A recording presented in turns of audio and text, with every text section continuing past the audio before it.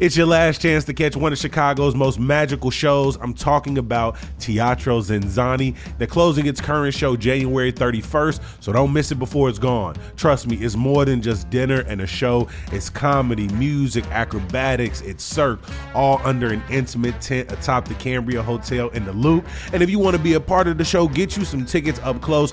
Maybe you'll end up on stage. Seriously, don't wait. These are Teatro Zinzanni's last shows in Chicago.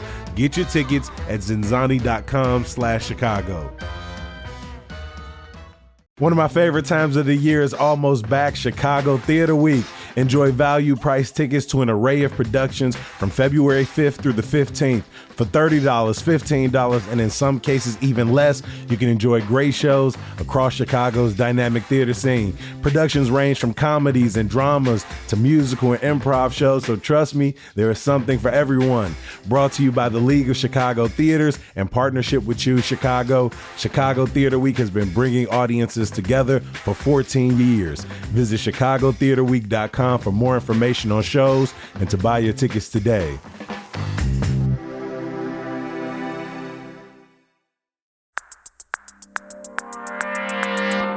Today on CityCast Chicago, we dive into the city's domestic homicide numbers, the latest lawsuit against Homeland Security, and ways we're managing the frost this weekend. Without the Bears, of course. It's Friday, January 23rd. I'm Jacoby Cochran, and this is what Chicago's talking about.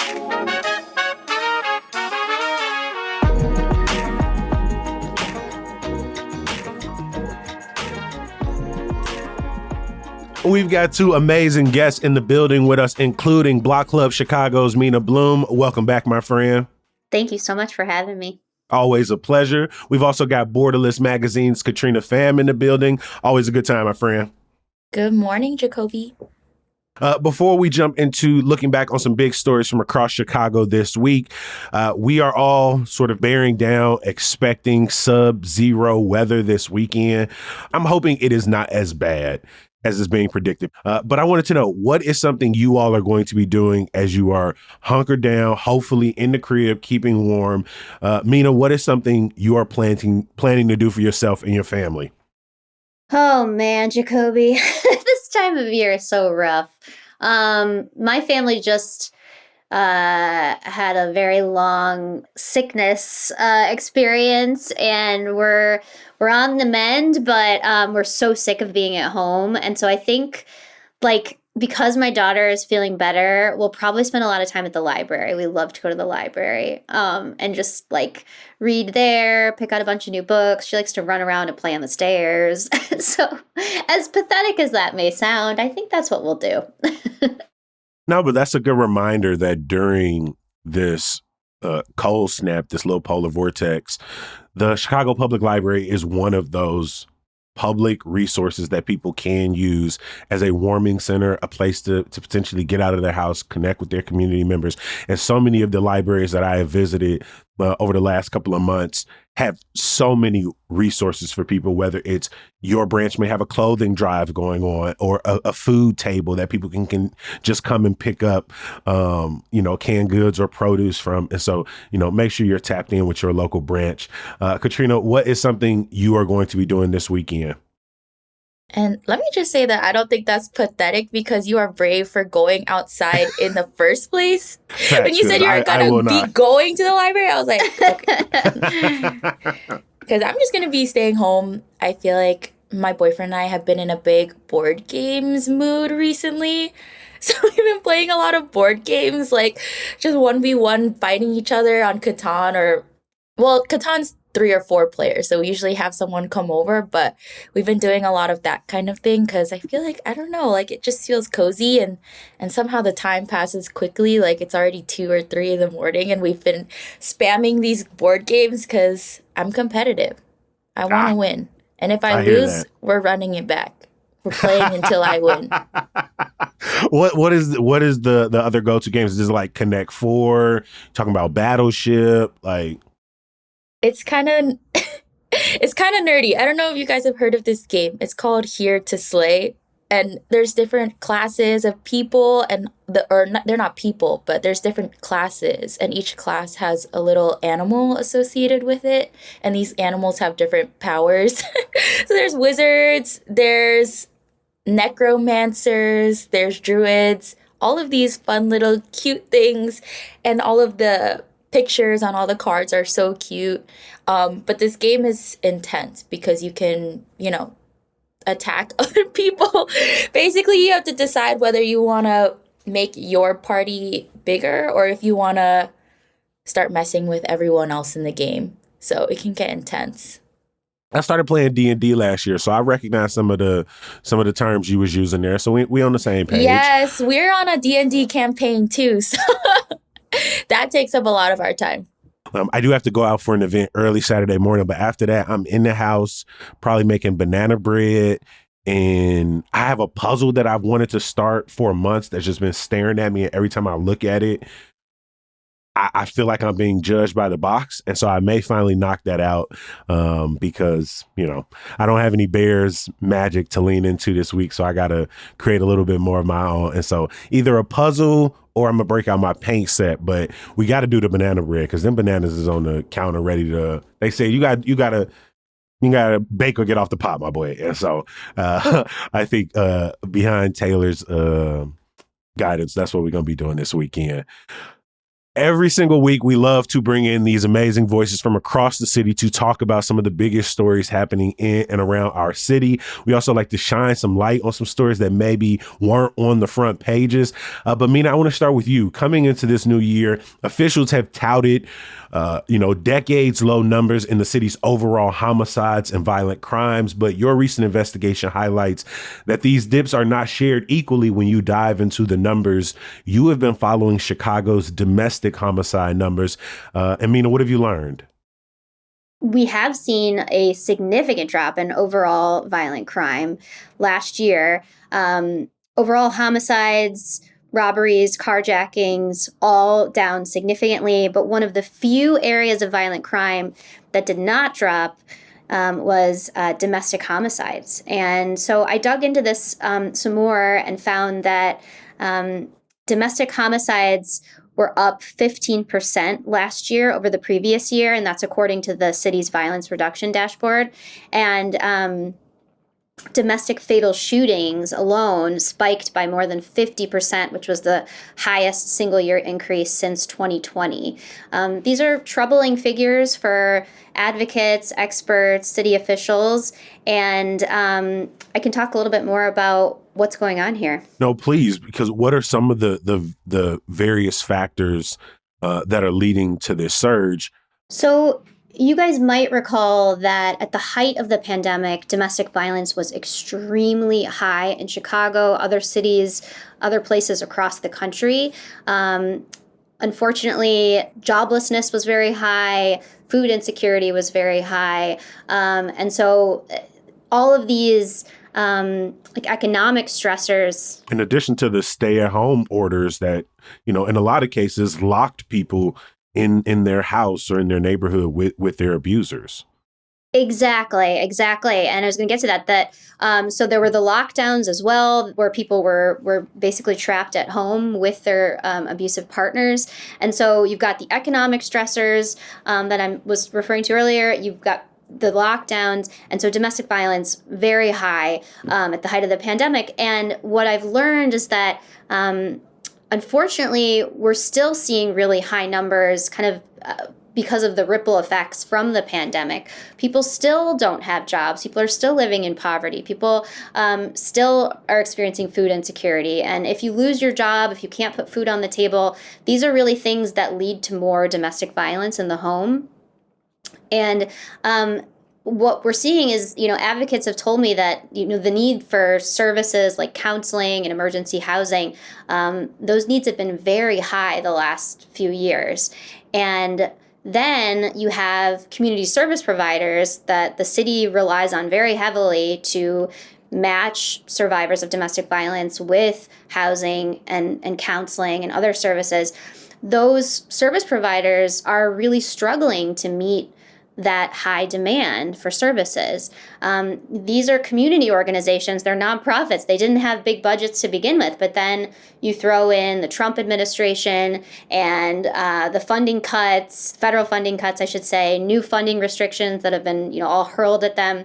And a lot of these organizations, they just don't have the capacity to serve this level of survivors. So what we're seeing is survivors are sometimes getting turned away when they seek housing and legal aid, counseling. These are stories that I kept hearing as I was reporting on this story. And when survivors are denied services, they do become more reliant on their abusers, and they're at greater risk for further abuse. In one of Mayor Brandon Johnson's initial budget proposals, it looked like his administration was going to be making a $9 million cut to domestic violence funding for the next year. He eventually sort of turned around, restored that funding. But what does it say that was even on the table when we're thinking about how seriously this administration is taking this very reduction in general violent crime numbers that they lean into to talk about the effectiveness of their policies? I think that is a feeling that a lot of advocates and experts share. Why aren't we prioritizing this issue? Why aren't we, why isn't the mayor and our police superintendent saying, like, we don't tolerate domestic violence in this city, and we're going to, roll out some innovative programs and really invest in services in a real way? You're right that $9 million cut really worried a lot of advocates and a lot of survivors. The mayor did end up replenishing that $9 million. But like you said, the fact that it was even a cut to begin with is troubling to a lot of people. It really points to this question of, like, are we prioritizing this issue enough as a city?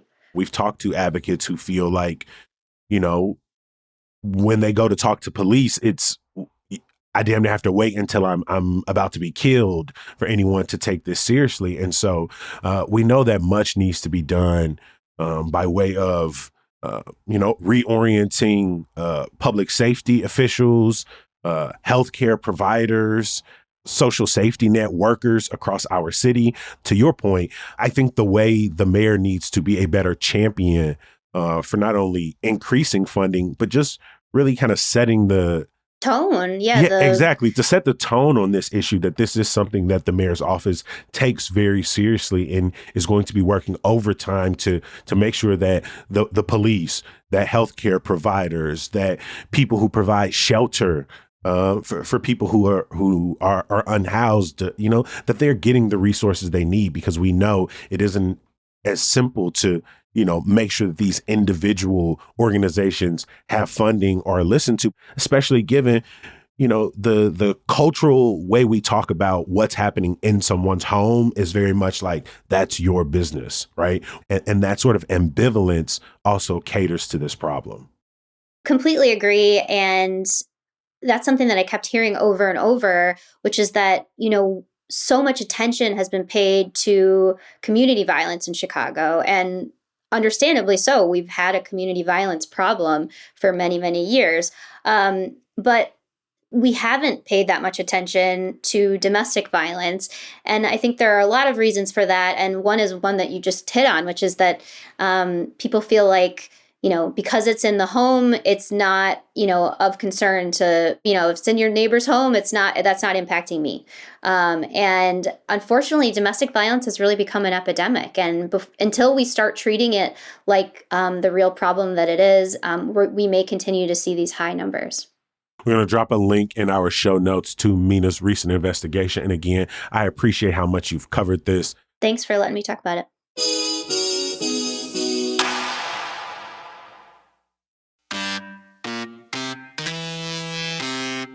The most Tony Award nominated play of all time is in Chicago for 2 weeks only, and you've got to check out the legendary Stereophonic. Stereophonic tells the story of an up-and-coming 70s rock band as they record a new album, finding themselves suddenly on the cusp of superstardom. Will the ensuing pressure spark their breakup or their breakthrough? with original music from Arcade Fire's Will Butler. Catch Stereophonic from January 27th to February 8th at the CIBC Theater. And for more information, visit BroadwayInChicago.com.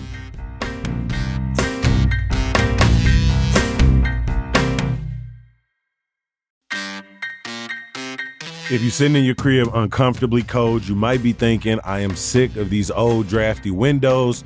You love to get new ones and you imagine yourself warm and cozy even when the snow's coming down, but you don't really want to pay a fortune.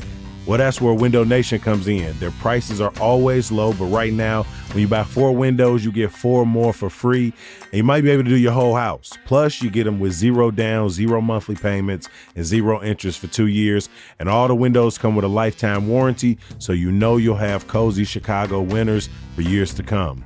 Don't wait. Schedule a fast free estimate now at windownation.com.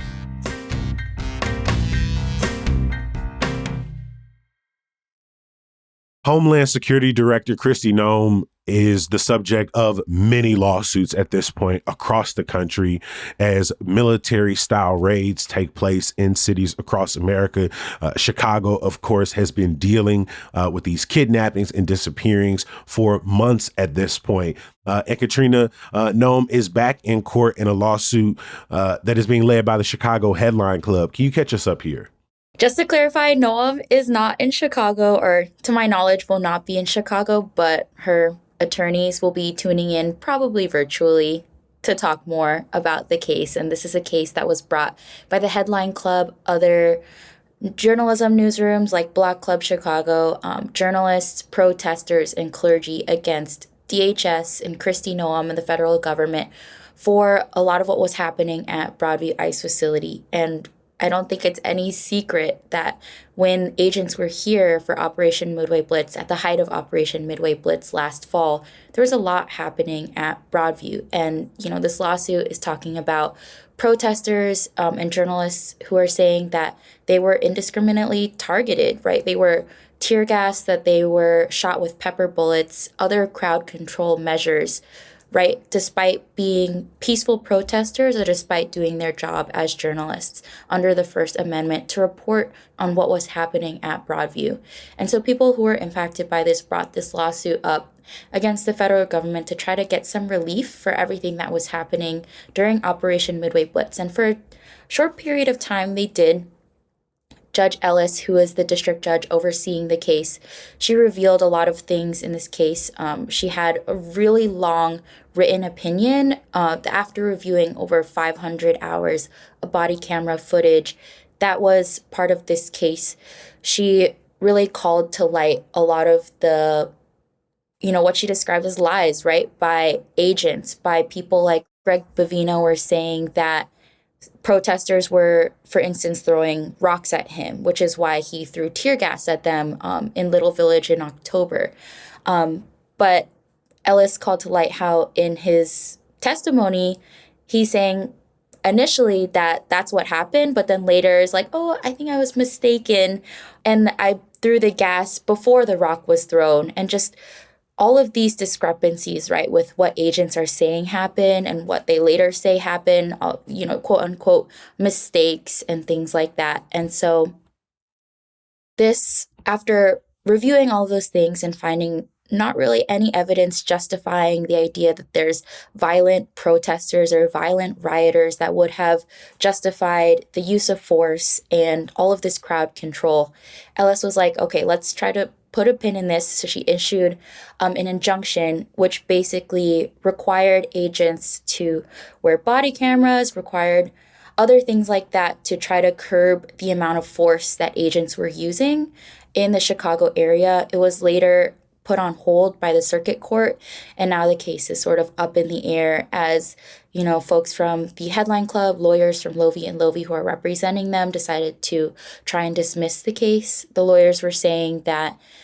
because agents have left Chicago doesn't mean the problem is not still happening with agents and what they're doing across the country, right? But the case against the federal government and the quote-unquote like imminent risk of harm is less in Chicago, which means that this case in particular is not as strong or might be harder for them to find some sort of relief, especially since the higher court paused Ellis's order. But I will say that there are other cases, as you mentioned, so many cases against Noam. But in Chicago, the Illinois Attorney General is trying to sue the federal government for a similar case about Operation Midway Blitz, about what he calls the occupation of Chicago during that time. And so maybe there might be some relief that Chicago sees or some protections that Chicago sees through that case. But through this case, I think the extent to which people will see things coming out of that case from judges is sort of over, but they might see more documents and video being released from the case over the next few months as more body cam footage becomes public. I mean, by all accounts, this is one of the deadliest years in ICE's very short, less than 30-year history. And between the shootings and killings in Chicago and Minnesota, the disappearings, the abhorrent conditions people are held in. Part of this lawsuit is about the conditions people were held in Broadview and the fact that officials were being denied access to those facilities. People are dying in their custody at record numbers across the country. And yet the leaders, Noam, Bavino, remain pretty steadfast in their arrogance that they believe that this campaign to not only scare people into self-deporting, to scare cities into rolling back their sanctuary policies, but they've sort of continued forward with their arrogance that they're welcomed in these cities. Yeah, I have been talking to rapid responders, especially this week was a year after Trump was inaugurated. So this is a year that we've seen, I don't even know the right word for it. It's just immense changes to the immigration system, right? The Trump administration has made it harder for people to immigrate legally. They've made it harder for people who are already in detention. They have made it harder for people to access people in detention or access legal representation or to make their case in court. And among all those things includes what you also just mentioned about the risks, right? Or the challenges that are coming with being a rapid responder now. And that's something that folks that I spoke to were telling me about what happened in Minneapolis with Renee Nicole Good and seeing the impact, right? Or that someone could lose their life because of an agent and because of how they respond in a moment and because of how they decide to use their gun or lethal weapon. And that is definitely something that rapid responders are thinking of. But I think what, one rapid responder in the suburbs was telling me was that you still feel compelled after seeing everything that's going on, after being on social media, after seeing your neighbors get taken or detained or treated violently, that you still feel compelled to do something about it, despite all of those things. And I think it just speaks to the resilience of people in this moment and the determination that despite everything that's going on, that they still choose to go out.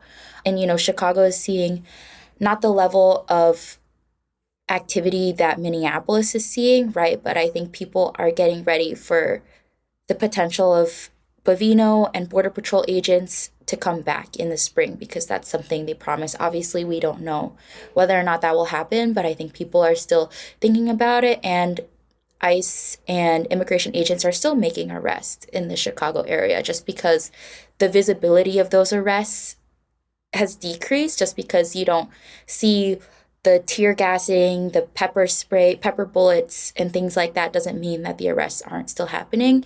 And people in the neighborhoods throughout Chicago are still making efforts to go out. People are still getting trained on how to be a rapid responder. ICER does rapid response trainings every week to try to bring more people into the cause. So I think by no means is it slowing down. They're seeing more folks getting involved and being called to action, right, by everything that they're seeing and not feeling like they can ignore the injustices that they're seeing or the way that their neighbors are being treated. We're also seeing an effort in city council to respond. But one piece of criticism that we've seen in communities is the Chicago Police Department's relationship to these operations. And people have questioned if they are holding up their commitment to the Welcoming City ordinances by not participating in these operations. But it seems like a few alders may be bringing an ordinance in front of City Council to discuss whether or not CPD has violated those statutes.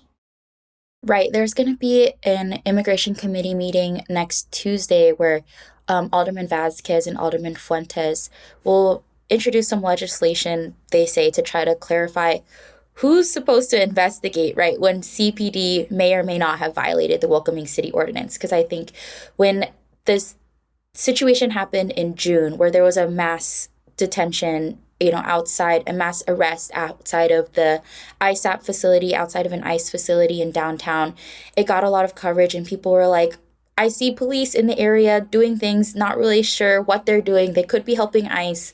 And a lot of people were sort of confused about what happened. And then the city was kind of like, oh, you should investigate. And then others like, no, you should. It's like the Spider-Man meme. Everyone's looking at each other, just pointing, but no one's sort of doing anything. And I think that was Alderman Vasquez and Alderman Fuentes' goal, is to clarify, okay, this is who's gonna investigate and who's gonna keep people accountable. Because, there's no reason to have something like a Welcoming City Ordinance, right? That we say CPD will not collaborate with ICE if no one is enforcing or investigating that, right? And I think that's the goal of this legislation, is to clarify, okay, the Civilian Office of Police Accountability, COPA, to clarify their jurisdiction, right? To be able to investigate these things freely and to know that these are the people who should be doing that, instead of them sort of being like maybe the Office of Inspector General, maybe other folks.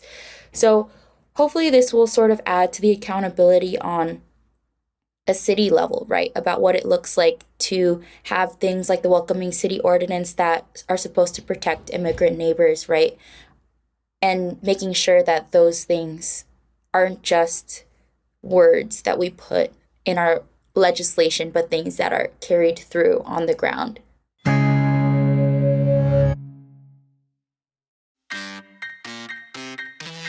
Chicago knows how to kick off a new year, and that's with great food. That's right. Chicago Restaurant Week is back from January 23rd through February 8th. The 19th annual event, produced by Choose Chicago, features prefix menus. I'm talking $30 for lunch and brunch, $45 and $60 for dinner at more than 500 restaurants across the city. You can use the website to see the full list, or filter by cuisine type, or use the map feature. But pro tip, make your reservations as soon as possible because they go quick. Explore participating restaurants and menus at ChicagoRestaurantWeek.com and book your tables now.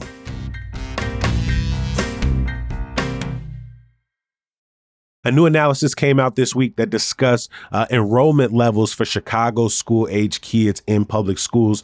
Mina, what did we learn from this? Yeah, so this story caught my eye. I have a toddler, and so we're planning to send her to a CPS school in a couple years. And so I'm always interested in what's going on with Chicago public schools. I've also reported a lot on CPS over the years. And so, as you mentioned, this advocacy group for Kids First Chicago, they released a new report that looks at CPS enrollment. And what they found is that basically the share of Chicago families that are choosing to send their kids to CPS schools has dropped. For a while, 75% of school-age children in the city attended Chicago public schools. That number has dropped to 71%, which is... So essentially, even as enrollment numbers may have been tanking, the overall share of school age, like young people, were still going to CPS, even with, maybe dips in enrollment year over year. It's like a different sort of angle on the enrollment picture, looking at, the overall population of school-age children in Chicago. You guys might recall that a few years ago, when we had the wave of migration from South and Central America, thousands of migrant students joined the school district. I wrote about that with Rima Amin at Chalkbeat. We looked at that extensively, and I was really struck by the fact that that enrollment bump is no longer a bump. A lot of those students have been actually leaving the district as well. So we saw this kind of like this temporary bump, and it's not enough to sustain a district that has really been struggling with enrollment for a while. And it sounds like some of the things we learned from this report is this isn't all on CPS. And so between the number of people who are moving out of the city, the number of people who are homeschooling their kids, the number of kids who aren't enrolled in schools for one reason or another, the drop in the number of kids being born in the city. And so as much as we focused on low enrollment numbers in the last decade plus and assigned a lot of that blame to maybe Chicago public schools or the growth of private schools in the city, I guess my question is what hole does Chicago public school try to plug first in this equation? It's a really difficult position that CPS is in. Fortunately, they don't fund based on enrollment anymore. So that is a good place to be, because that for many years was a big issue that, these under-enrolled schools were totally under-resourced, but that should hopefully be alleviated a bit as we move into this new funding model. I was totally struck by the fact that the number of babies born in Chicago has been nearly halved in fewer than 20 years. And so we just don't have as many kids to attend these schools, like you said. And what does CPS do about that? I don't know. I think that you're right that I guess the only logical solution would be to have more services and to hopefully attract more students that way. I will say, I plan to send my child to a CPS school, and I think it's really important. And I am really excited about that. I know other families who are excited about that. But the school district is so under-enrolled that we dropped to the 4th most populous school district in the country.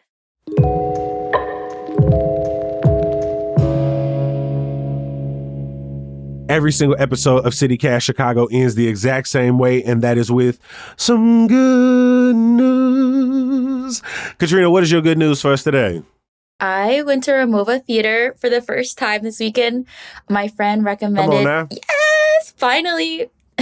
Although I don't know if I want to admit that because it's maybe embarrassing. But I went. I moved to Bridgeport recently, actually. So it's right down the street from me. So I'm okay, let me check this out. My friend really wanted to see FemDot this weekend. So she invited me to the show, and then we went, and it was super fun. It was so cool seeing his stage, in the middle of the floor. That's something unique, because usually I feel people perform, up on stage, but he was down in the crowd. People, all of the DJs who were coming out, I feel they were really interacting with the crowd a lot. And it was just a really fun time, something cool for my first experience. And she put me on. I had not heard of FemDot before, not listened to his music, but it was so fun, really good vibes. All of the mixes, I was very impressed. I feel I missed so many of my friends because I found a spot and I just hunker down right there. I told Fem a couple of days after that was one of my favorite sets from him. I've been watching him perform for years. I went to his Novel Pizza show last year, his Studio Shape show, his show at Shuba's, and to watch him grow even over the last few years. And I've been a fan since, long before the pandemic. And so that was one of my favorite sets from him. The way he brought in some old classics, R&B and rap songs. He was over some instrumentals, the way he blended in some other people's tracks, in addition to his classics and his new tape, King Dilla too. Yeah, I was very impressed. I thought it was a great night. And so shout out to him. The Southside Weekly had just written a report about some of the shows he's been putting on. So shout out to Chima Okoro for that. I'll drop a link in the show notes. She also mentioned that I took some pictures for the free at his Novel Pizza show, and they got a couple of those in the article for people to check out. But yeah, proud of my guy. I'm hopeful that 2026 is even bigger for him. Amina, over to you. What is your good news for us today? Well, I was very excited when I saw that Oh Mary is coming to Chicago, the Tony Award winning play. I have been wanting to see it since it debuted. I've been in New York a couple times and like thought about it, but like just didn't really have the time or even the money to spend on the play. But I'm a huge fan of Cola Scola, and we were talking about this before. We don't know what the casting is going to be for the Chicago play, so that'll be really exciting when they announce who's going to be Mary. But I'm sure it won't be Cola Scola. The play's just supposed to be incredible. My sister saw it and loved it. And I just like, I'm excited to see it. So that gave me a little bit of a boost after, dealing with the flu and a double ear infection for a week plus. I'm like, okay, I'm going to go see a play in 2027. I'm also trying to get out into the theater a little bit at the top of 2026. So I'm right there along with you. And I have loved every interview I have seen from this show creator over the last few months. And so I'm gonna have to check this out when it comes to town. It's good for us all, to get out and just see it, be in it. I love theater. I love musicals. So I'm biased, I suppose, but I think it's good for us. The show I am most looking forward to is Ma Rainey's Black Bottom at the Goodman, March 28th through April 26th. They recently announced the cast, and my girl Ife Butler is playing Ma Rainey. And when I say my girl, I mean like I don't know Ife Butler at all, but I have seen her perform in Chicago a few times, most recently in Fat Ham, and she was an absolute show stealer. And so I cannot wait to see her take on this role, just for the point of getting out and seeing Chicago performers hit the stage. Also, Harry Lennox is the associate director and music director behind this, a legend in his own right. And so that's the show I'm really looking forward to, even though it's still a couple months away, about 2 months away at this point. So I'm excited for that one. I'm going to finish us out, and I want to show some love to everyone who received a Department of Planning and Development Community Development Grant.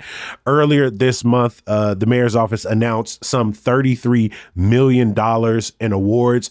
Some places received grants from $500,000 to $5 million, including Care House Chicago in South Shore, which is a project providing intergenerational housing and integrated social care. Funky Town Brewery on the near west side, the Institute for Nonviolence in West Garfield Park, the Little Village Small Business Visitor Center.